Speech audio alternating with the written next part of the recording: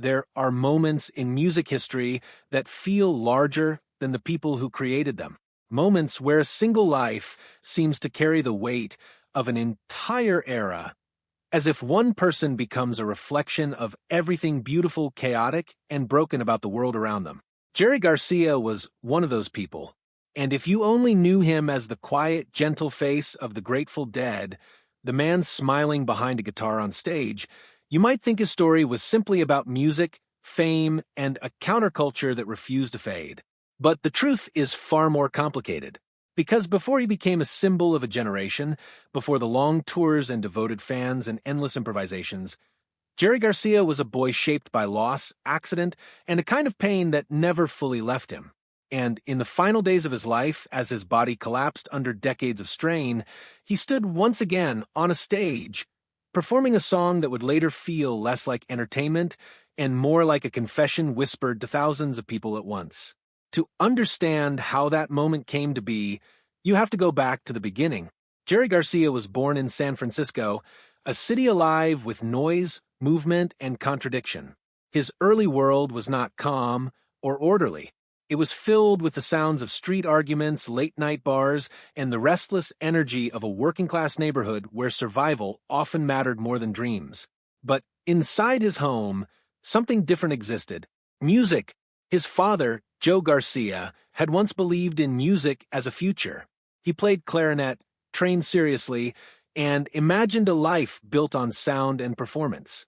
But life interrupted that dream. A conflict with the musicians' union ended his ambitions, forcing him to step away from the stage and into a very different life, running a bar just to make ends meet. Even though he left the professional world of music, he never abandoned it emotionally. It stayed with him like a ghost of who he might have been, and that ghost quietly shaped his son. The name he gave his child, Jerome, was not random. It carried intention, a subtle wish that maybe, somehow, music would find its way through the next generation. And it did, but not in any gentle or predictable way. When Jerry was just 4 years old, his life changed in an instant. He was helping his brother cut wood in the Santa Cruz Mountains. It was a simple task, the kind of childhood chore that seemed harmless at first glance. But one swing of the axe went wrong. In a moment that would define everything that followed, most of the middle finger on his right hand was severed. Pain arrived immediately. Shock followed. Blood, panic, and the frantic rush to the hospital turned a normal day into something unforgettable. For a child that young, it wasn't just injury. It was confusion. Something had been taken from him, and he didn't yet have the language to understand what permanence meant. But life wasn't finished reshaping him. Not long after that accident, tragedy struck again. The family went on a fishing trip, perhaps in search of peace, or perhaps just a return to normal life. But what happened instead became the defining trauma of Jerry's childhood. His father stepped into a river to fish. The current was strong, the ground unstable. In seconds, he slipped, disappeared beneath the water, and was gone. By the time he was recovered, it was too late. Jerry was only 5 years old. A child cannot fully process death like that, not in a way that stays neatly contained. Instead, it becomes something deeper, something that settles into memory and emotion and reshapes the way safety itself is understood. From that point forward, the foundation of his life was unstable. His mother struggled to hold the family together, eventually sending Jerry and his brother to live with their grandparents. Another separation, another loss of stability, another shift in a childhood already defined by things slipping away. By the time Jerry reached school age, something about him had already changed. He didn't fit neatly into systems or expectations. He resisted structure. He resisted authority. And he often expressed that resistance through conflict. He skipped classes. He fought with other students. He pushed against rules not just out of rebellion, but as if rules themselves felt unnatural to him, like constraints placed on something that needed to move freely. Eventually, the situation became unmanageable. His mother made another difficult decision and moved the family away from the city, hoping that distance and quiet might calm what was becoming an increasingly unpredictable life. But change of scenery does not always mean change of direction. Out in the woods, surrounded by trees instead of traffic, Jerry did not settle. Instead, he drifted further into defiance. He stole cars. He ignored authority. He continued down a path that seemed to reject any attempt at control. At 17, in what may have been a desperate attempt to redirect his life, he joined the army. If structure was what he lacked, then structure was what he would be given. But it failed almost immediately. Military life demanded obedience, precision, submission to authority. None of it aligned with who he was becoming. He clashed with superiors. He broke rules. He resisted orders. He treated discipline not as guidance, but as something to push against. Within months, it became clear he did not belong there. And just like that, another system rejected him. Not long after leaving the army, everything changed again, but this time in a way that would redirect his entire life. A car accident on a California road sent him flying through a windshield at high speed. The impact was violent. Bodies were thrown. Injuries were severe. And one of his friends did not survive. Jerry did. That difference between life and death stayed with him. Something about that moment shifted his perspective. Survival no longer felt like coincidence. It felt like interruption, like a warning, like a door opening. And through that door, music began to take on a new meaning. Not as a childhood background noise, not as a distant idea, but as something urgent, something necessary. Soon after, he began playing small gigs with friends. The money was almost meaningless. $5 here, a few small performances there. But what mattered was not income, it was direction. He was beginning to move toward something, that something would eventually become the Grateful Dead. In the mid-1960s, a group of musicians began forming around Jerry. They were not polished. They were not commercial. They were experimenting, searching, trying to find a sound that did not yet exist in any conventional sense. They played wherever they could, small venues, chaotic rooms, places where the audience sometimes paid attention and sometimes did not care at all. But outside those rooms, something larger was happening. A cultural shift was forming. A wave of experimentation, rebellion, and psychedelic exploration was sweeping through Northern California. It was an environment where music, philosophy, and altered perception all blended together. The band became part of that movement almost accidentally. At one gathering known for its chaos and experimentation, they played under the influence of LSD in an environment where nothing felt stable or ordinary. Lights shifted, sounds bent, reality felt fluid, and in that moment, something clicked. Their music was no longer just performance. It became experience.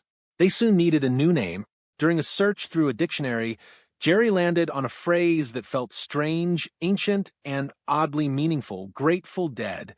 It referred to a folk concept about kindness, repayment, and the bond between the living and the dead. A traveler helps a corpse, and later the kindness is returned.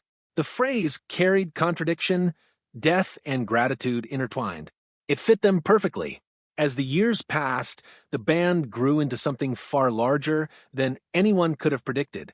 They toured constantly. They performed hundreds of shows. They built a following not just of fans, but of a traveling community that followed them from city to city.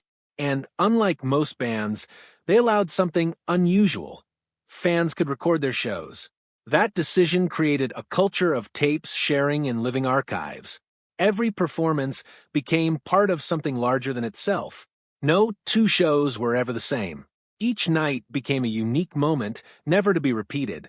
But beneath the surface of creativity and freedom, pressure was building. Success brought visibility.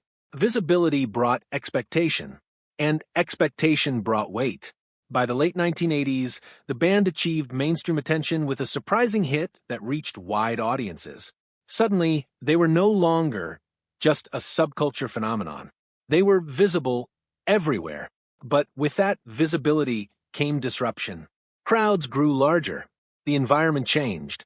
The intimacy that once defined their world began to erode.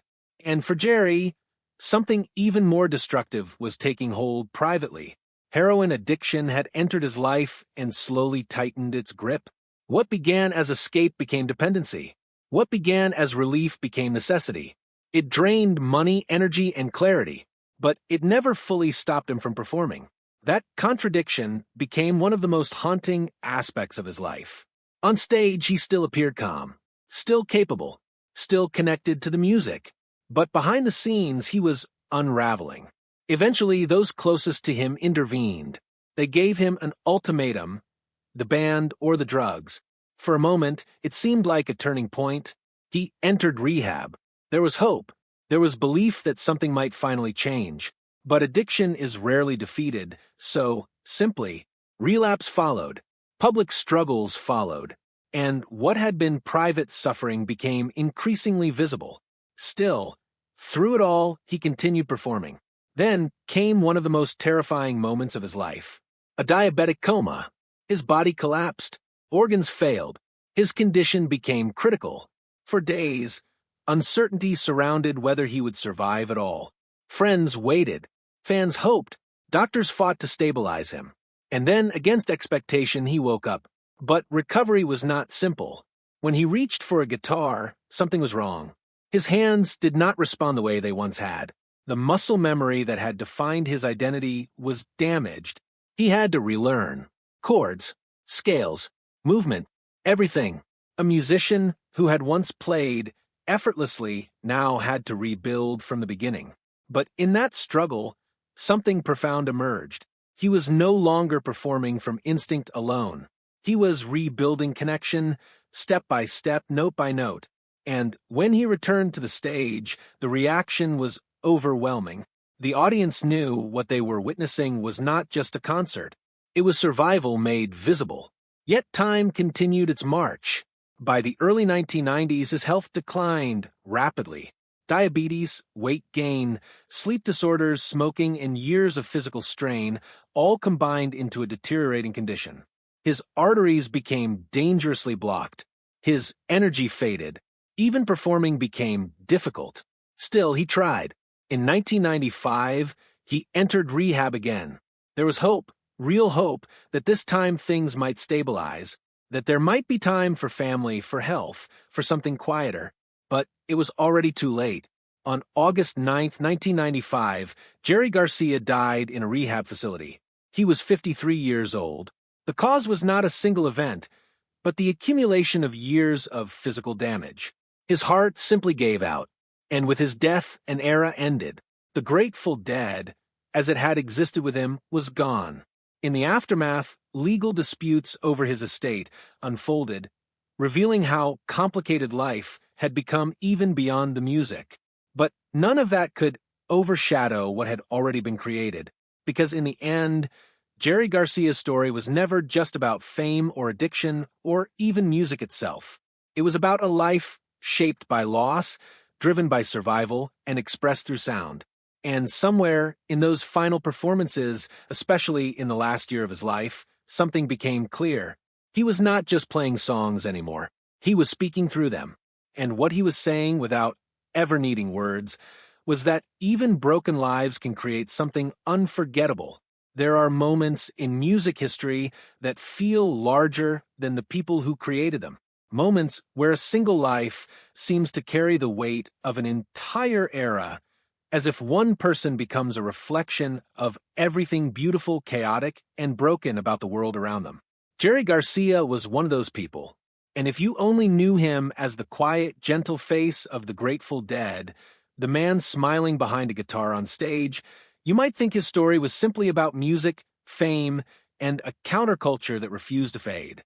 But the truth is far more complicated, because before he became a symbol of a generation, before the long tours and devoted fans and endless improvisations, Jerry Garcia was a boy shaped by loss, accident, and a kind of pain that never fully left him.